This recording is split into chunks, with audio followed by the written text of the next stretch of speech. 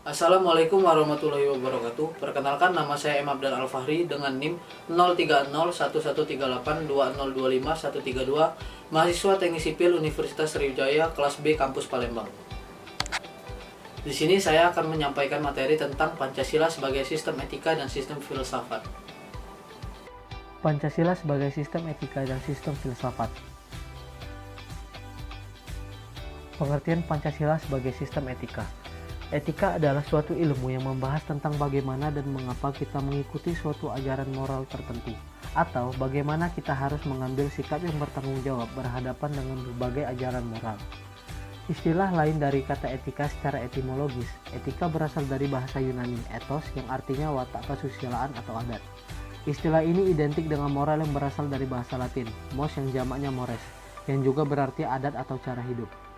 Sehingga Pancasila sebagai sistem etika dapat didefinisikan sebagai way of life bangsa Indonesia, juga merupakan struktur pemikiran yang disusun untuk memberikan tuntunan atau panduan kepada setiap warga negara Indonesia dalam bersikap dan bertingkah laku.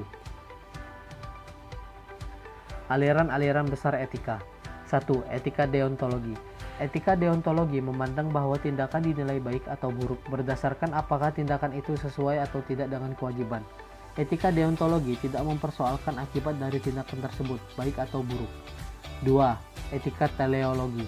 Pandangan etika teleologi berkebalikan dengan etika deontologi, yaitu bahwa baik buruk suatu tindakan dilihat berdasarkan tujuan atau akibat dari perbuatan itu. Etika teleologi dapat digolongkan menjadi dua, yaitu egoisme etis dan utilitarianisme. 3. Etika Pancasila. Aktualisasi Pancasila sebagai dasar etika tercermin dalam sila-silanya, yaitu sebagai berikut. Sila pertama, menghormati setiap orang atau warga negara atas berbagai kebebasannya dalam menganut agama dan kepercayaannya masing-masing. Sila kedua, menghormati setiap orang dan warga negara sebagai pribadi. Sila ketiga, bersikap dan bertindak adil dalam mengatasi segmentasi. Sila keempat, kebebasan, kemerdekaan, kebersamaan dimiliki dan dikembangkan dengan dasar musyawarah. Sila kelima, membina dan mengembangkan masyarakat yang berkeadilan sosial. Nilai-nilai etika Pancasila. Etika Pancasila mempunyai nilai-nilai yang sangat mendasar dalam kehidupan manusia. Di antaranya, nilai yang pertama adalah ketuhanan. Secara hierarki, nilai ini biasa dikatakan sebagai nilai yang tertinggi karena menyangkut nilai yang bersifat mutlak. Nilai yang kedua adalah kemanusiaan. Suatu perbuatan dikatakan baik apabila sesuai dengan nilai-nilai kemanusiaan. Prinsip pokok dalam nilai kemanusiaan Pancasila adalah keadilan dan keadaban. Nilai yang ketiga adalah persatuan. Suatu perbuatan dikatakan baik apabila dapat memperkuat persatuan dan kesatuan. Sikap egois dan menang sendiri merupakan perbuatan buruk. Demikian pula sikap yang memecah belah persatuan. Nilai yang keempat adalah kerakyatan. Dalam kaitan dengan kerakyatan ini terkandung nilai lain yang sangat penting, yaitu nilai hikmat atau kebijaksanaan dan permusyawaratan. Nilai yang kelima adalah keadilan. Apabila dalam sila kedua disebutkan kata adil, maka kata tersebut lebih dilihat dalam konteks manusia selaku individu. Adapun nilai keadilan pada sila kelima lebih diarahkan pada konteks sosial. Pengertian Pancasila sebagai sistem filsafat. Pengertian Pancasila sebagai filsafat. Pancasila dapat didefinisikan sebagai refleksi kritis dan rasional tentang Pancasila sebagai dasar negara dan kenyataan budaya bangsa, dengan tujuan untuk mendapatkan pokok-pokok pengertiannya yang mendasar dan menyeluruh.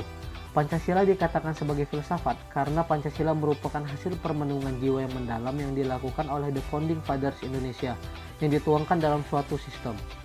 Secara etimologi, kata falsafah berasal dari bahasa Yunani, yaitu philosophia atau philo atau philos atau philein, yang artinya cinta atau pecinta atau mencintai, dan sophia, yang berarti kebijakan atau kearifan atau hikmah atau hakikat kebenaran. Berfilsafat berarti berpikir sedalam-dalamnya terhadap sesuatu secara sistematis untuk mencari hakikat sesuatu. Aliran-aliran filsafat. 1. Aliran materialisme. Aliran ini mengajarkan bahwa hakikat realitas kesemestaan termasuk makhluk hidup dan manusia ialah materi. Semua realitas itu ditentukan oleh materi, misalnya benda, ekonomi, dan makanan. 2. Aliran idealisme. Aliran ini mengajarkan bahwa ide atau spirit manusia yang menentukan hidup dan pengertian manusia. Subjek manusia sadar atas realita dirinya dan kesemestaan karena ada akal budi dan kesadaran. 3. Aliran realisme. Aliran ini menggambarkan bahwa kedua aliran di atas yang bertentangan itu tidak sesuai dengan kenyataan.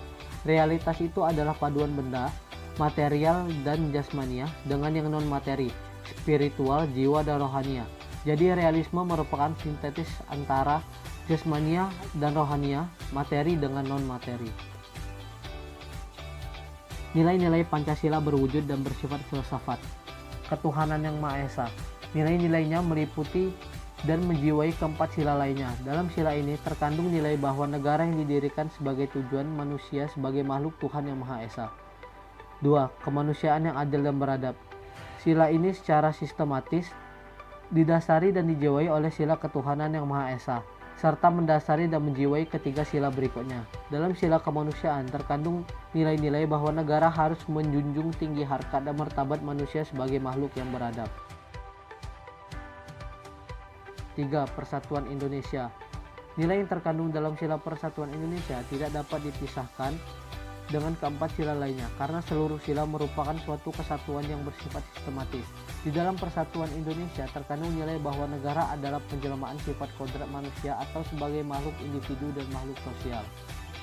4. Kerakyatan yang dipimpin oleh hikmat kebijaksanaan dalam permusyawaratan perwakilan. Nilai yang terkandung dalam sila keempat ini adalah demokrasi yang tidak hanya mendasarkan pada kebebasan individu. Oleh karena itu, demokrasi yang didasari oleh hikmat kebijaksanaan meletakkan kedaulatan di tangan rakyat dengan didasari oleh moral kebijaksanaan untuk kehidupan bersama yang harmonis, bukan persaingan bebas dan menguasai yang lainnya. Dan yang kelima, keadilan sosial bagi seluruh rakyat Indonesia.